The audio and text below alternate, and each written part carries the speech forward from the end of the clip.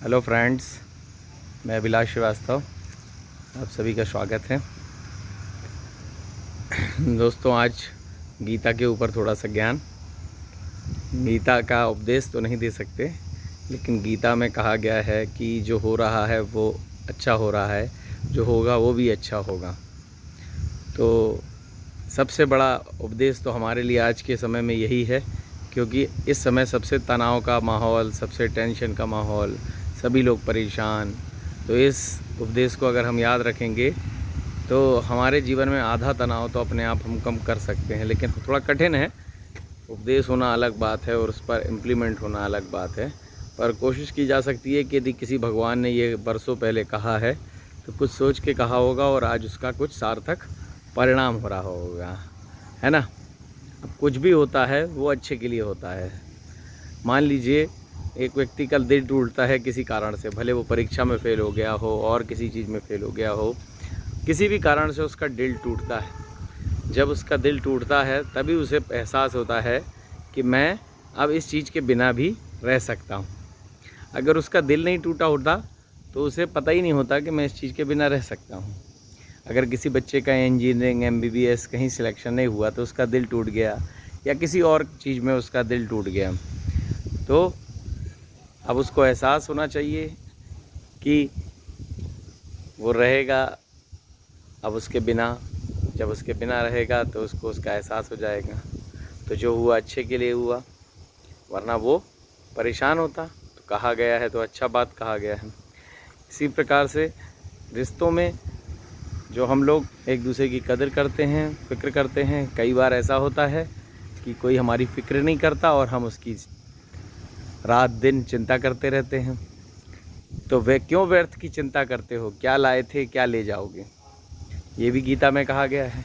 तो किसी की चिंता व्यर्थ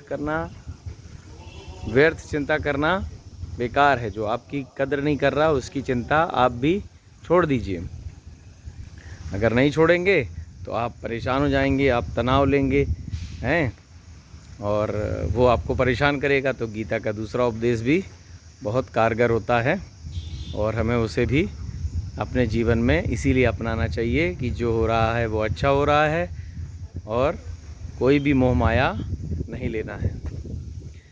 तीसरा सबसे बड़ा कि आपको बहुत ज़्यादा किसी चीज़ में परेशान नहीं होना है, बहुत ज़्यादा कहीं झुकना नहीं है, बहुत ज़्यादा कहीं चिंता नहीं करनी है। जैसे बच्चों के भविष्य के लिए कि अभी से टेंशन, अब अभी से टेंशन में गुस्सा, परेशानी।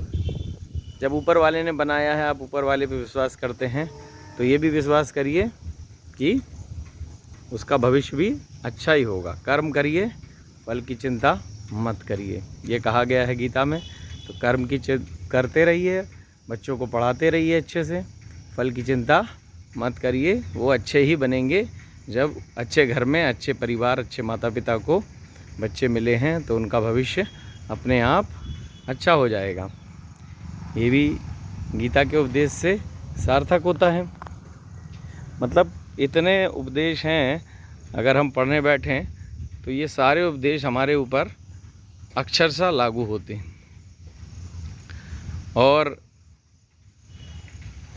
सबसे बड़ा उपदेश जो था कि तुम तो आत्मा हो, कोई मानव नहीं हो, सब में मैं हूँ।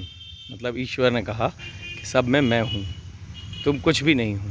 तो क्यों व्यर्थ चिंता करते हो कि ये मेरा है, ये वो मेरा है, ये मेरे चाचा हैं। जब ये उपदेश दिया गया होगा, आज हम इसको अपने जीवन में लेते हैं तो कैसे ले सकते हैं कि किसके लिए आप बेईमानी करते हो, अपने बच्चों के लिए, अपने लिए, अपने परिवार के लिए, सबके लिए बेईमानी कर के ढेरों पैसा कमा रहे हो, जबकि आप भी आत्मा हो। क्या लाए हो क्या ले जाओगे। इसलिए बेईमानी करके कमाने होगे और फिर बाद में यहीं भोग के चले जाओगे। जैसे कौरव पांडव युद्ध हुआ और सब यहीं छोड़ के चले गए, बेईमानी कहाँ रखी रह गई, जबकि बेईमानी से उन्होंने इतना लाखों उनका पूरी संपत्ति ले ली थी।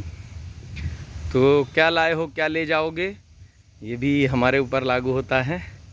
इसलिए बेईमानी ना करें, जहाँ भी हैं ईमानदारी से अपना काम करें, बहुत अच्छा योगदान दें अपना सभी को।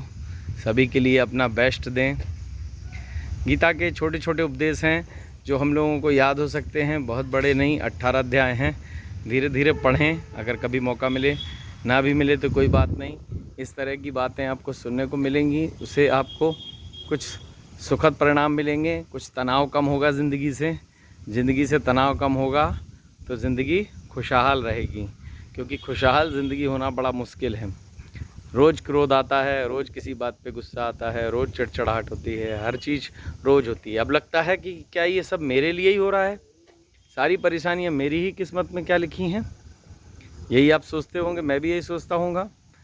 ये सब मेरे संग ही क्यों होता है, सारे लोग मुझसे नाराज़ क्यों होते हैं। तो ऐसा कुछ नहीं होता है, सभी के संग सब कुछ होता है, सिर्फ सबको ऐसा लगता है। इसलिए कोई परेशानी की बात नहीं है। दुनिया में हमसे भी परेशान लोग हैं और हमसे भी खुश लोग हैं। हम ना बीच में हैं, ना आगे हैं, ना पीछे हैं। सब बेफिक्र होकर रहिए, सब मस्त होकर रहिए। ये मत सोचिए कि ये सारी परेशानियां आप ही के लिए बनी हैं, सिर्फ आप ही को मिल रही हैं। आज ये हो गया क्योंकि हमारा मन बड़ा नेगेटिव होता है। सुबह सुबह हम उठते हैं, अगर किसी से हमारा थोड़ा सा भी कुछ मन मुटाव हो जाए, वाद विवाद हो जाए, पूरा दिन हमको वही याद रहेगा। फिर पूरे दिन भले ही हमें 10 कॉम्प्लीमेंट 100 कॉम्प्लीमेंट मिलते रहें, बहुत बढ़िया आपने काम किया, लेकिन आप पूरे दिन वही याद रखते हैं।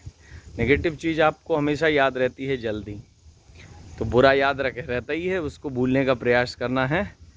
बुरे को भूल जाइए और तुरंत अपने आप को सोचिए कि नहीं, जो हो रहा है वो अच्छे के लिए हो रहा है, जो होगा वो भी अच्छा होगा। इससे थोड़ा मनमुटाव हो गया, अच्छा है, आगे किसी से नहीं होगा। ये बात यहीं ख़त्म हो गई। थोड़ी सी कोई तकलीफ़, चोट लग जाती है, आपको गिर जाते हो, पैर में चोट लग जाती है, हाथ में चोट लग जाती है, ये मत सोचिए मेरे संग ही हो रहा, आज मेरा दिन ख़राब है। दिन ख़राब नहीं है, आपको बड़ी चोट से बचा लिया ऊपर वाले ने। उसकी जगह हो सकता था उससे भयंकर चोट लग जाती, भयंकर बीमारी हो सकती थी। तो सारे उपदेश बहुत बढ़िया हैं, कभी इस बारे में और चर्चा करेंगे। आज तो मेरा यही कहना है, रोज़ उठिए, मुस्कुराइए, दूसरों को भी मुस्कुराने के अवसर दीजिए, अपने काम पे जाइए, अपने काम पे मुस्कुरा के लोगों से मिलिए, मुस्कुरा के काम करिए, शाम को घर आइए, मुस्कुरा के परिवार से मिलिए। मुस्कुराहट मत जाने दीजिए अपने चेहरे की। मुस्कुराने से फ़ोटो अच्छी हो जाती है, तो मुस्कुराने से ज़िंदगी कितनी अच्छी हो जाएगी। क्रोध थोड़ा बहुत आता होगा, वो तो लाजमी है, खून है शरीर में तो गर्म होता ही है, लेकिन मुस्कान देखिए आपके चेहरे को कितना सुंदर बना देती है। और वो मुस्कान आप कभी मत कम होने दीजिए, ना अपनी ना अपनों की।